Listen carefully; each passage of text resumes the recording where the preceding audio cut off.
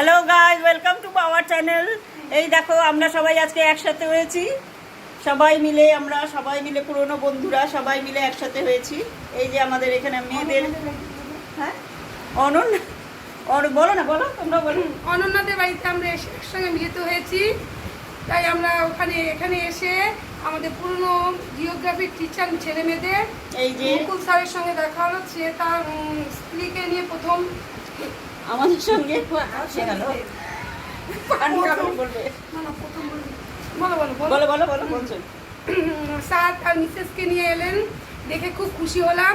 একসঙ্গে আমরা সবাই আজকে আনন্দ করে তাই এই মুহূর্তটা আপনাদের সামনে তুলে ধরলাম।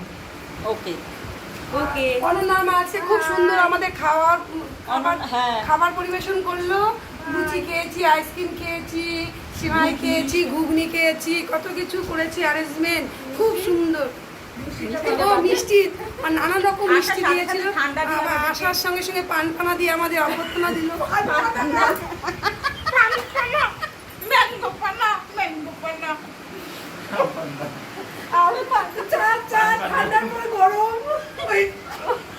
আইসক্রিম, গলা আইসক্রিম, দুধ আইসক্রিম।